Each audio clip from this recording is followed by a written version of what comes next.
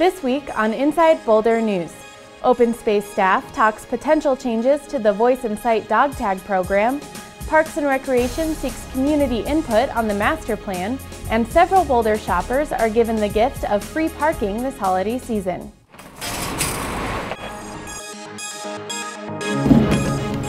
Welcome to Inside Boulder, featuring topics and stories that impact the community of Boulder, with Patrick Von Kaiserling and Jennifer Bray. And on the news desk, Natalie Wood and Mike Benuelos bring you the stories making headlines in the community this week. Inside Boulder News starts now. Welcome to Inside Boulder News. I'm Natalie Wood. Boulder's Voice and Sight dog tag program may be undergoing some changes.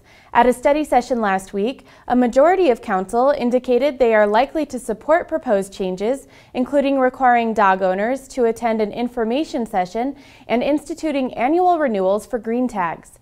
Fines for not displaying the green tags on off-leash dogs are also likely to change from $50 to $100. Inside Boulder News talked to Open Space and Mountain Parks officials about the reasons behind the proposed changes. The Voice and Sight Tag program was put in place in 2006, and it was kind of a trial, unique program at its time, which required people to watch a video, to understand what the requirements are, and then display a tag on their dog. A little time has passed. We did some monitoring associated with the program that indicated that while we did achieve some of our compliance goals on certain aspects of voice and sight control, some were not improved in the way that we had hoped. We've been looking at ways that we can perhaps improve the program. And some of the ideas that we're looking at are not only having people still watch a video, but actually attend an information session. We're also looking at changing the way that violations contribute towards loss of privileges, as well as looking at making sure any dog participating in the program has proof of rabies vaccination. Open Space staff and board members will do additional study and refine the proposed changes before they come back to the City Council for approval. Changes are likely to go into effect in 2013. Council also discussed the next steps for the Parks and Recreation Master Plan at Tuesday's study session. The city continues to seek community input on what services and facilities are most valued by residents before finalizing the draft master plan. We have to remember the parks belong to the people, so these are the people's parks, and we really need people to come forward and tell us what they like about the parks, and more importantly, what they like to see us do to improve the parks. We have some land that hasn't been improved yet. One of the questions we're facing is, do we improve and develop that land, or do we maintain and develop the land that's already been developed? And so there's going to be lots of trade-offs here between maintaining what we have, developing new things. One of the things we're really grappling with as we develop this master plan is there's a growing trend among youth in the country and quite frankly here in Boulder in activity. We're trying to come up with creative ways to get youth away from the electronic devices and into the parks and into the rec centers. And so we're really looking for some advice from the community about how to get youth engaged and physically fit. The Parks Department will hold additional community meetings and open houses through this spring before finalizing a draft master plan. The draft will then go through the Parks Advisory Board before returning to Council this fall. The city is also looking for community input on the Boulder Civic Area project. There will be an interactive open house on Wednesday to provide the community with detailed information on flood risks and the opportunity to offer ideas about near-term area improvements. The civic area means a lot of things to a lot of people. It is we're calling it the civic heart of the city. This is where everybody comes together. This is where decisions are made. This is where the farmers market is, the library. There's a significant amount of people who use this place in many different ways. So when we're thinking about the future transformation of this area and building upon the success, we want to hear from different perspectives. You know, there's a whole range of ideas from parks to the types of uses that should be considered in the future for this area. So it is really important that we hear ideas from the public who use the place. The Boulder Civic Area Project Open House will be held on December 5th at 7 p.m. at Boulder High School. Check out bouldercivicaria.com for detailed information on the event.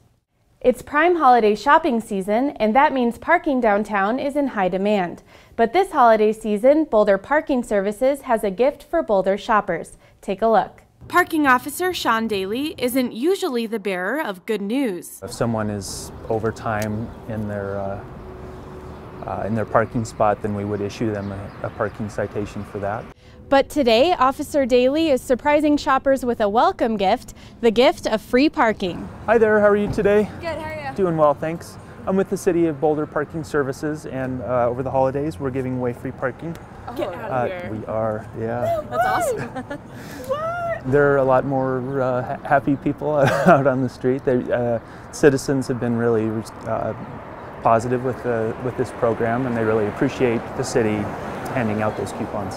Parking officers will be surprising random shoppers with free 3-hour parking coupons through December 22nd. But that's not your only chance to receive free parking. We've printed 30,000 coupons that we've distributed to the restaurants and retailers that give an hour free parking in the St. Julian and 15th and Pearl Street garages. Also check local ads and your mailbox for coupons. It's just another reason to come enjoy downtown. Every year the city tries to do something that will encourage shoppers to come downtown and spend locally. It's a beautiful downtown. We work very closely with Downtown Boulder to try to make it as best as possible with the activities and the promotions. The promotions are also an effort to remind shoppers that parking garages are free on weekends year-round. If you're not one of the lucky shoppers surprised on the street, be sure to inquire about the free parking coupons with your favorite downtown Boulder merchants. And if you're shopping downtown this Saturday, make sure you stick around for the 25th Annual Lights of December Parade. This Boulder holiday favorite features caroling, holiday lights, and floats from several local businesses and organizations. The parade kicks off at 6 p.m. at 15th and Walnut with the Boulder High School Marching Band. This year, in honor of the Summer Olympics, several past and present Boulder Olympians will lead the parade. You can even find free parking in any downtown garage.